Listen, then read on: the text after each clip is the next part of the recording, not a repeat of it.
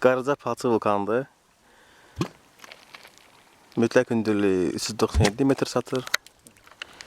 Yeteri qədər aktiv vulkandır. Baxmayaraq ki, yaxın zamanda güclü püskürməsi olub.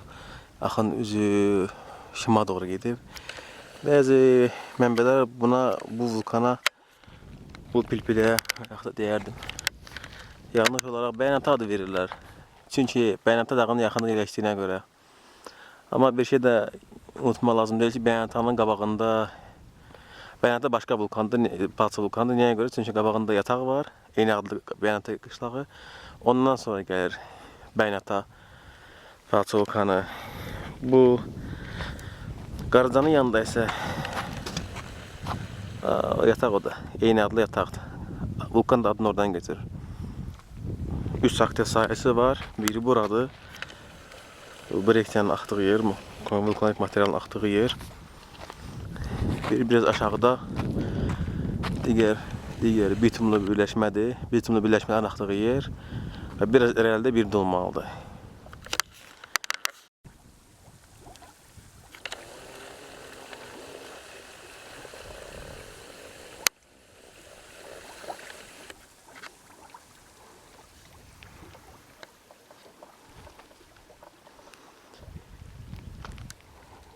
Püskürmə yeteri qədər güclü olub açıqdır. Və krater o istiqamətdə yarılıb. Kraterin diametri çox deyil əslində qalsa. 50 metrə olar. 50 metr diametrdə olar da.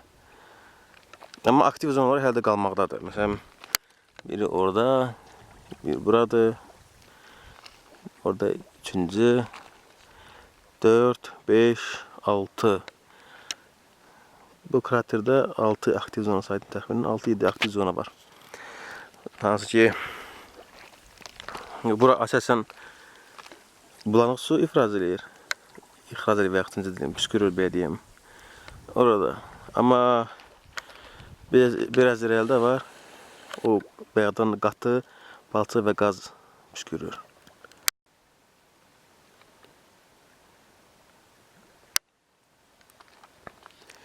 Vulkan o da aktivdir ki, elə bilirsən ki, indi püskürəcək. Çünki demək olar ki, az qala bütün qalifonlardan qaz və su çıxır. İndi sakitləşdi. Amma çıxır. Yəni, elə ixrac davam edir deyirlər.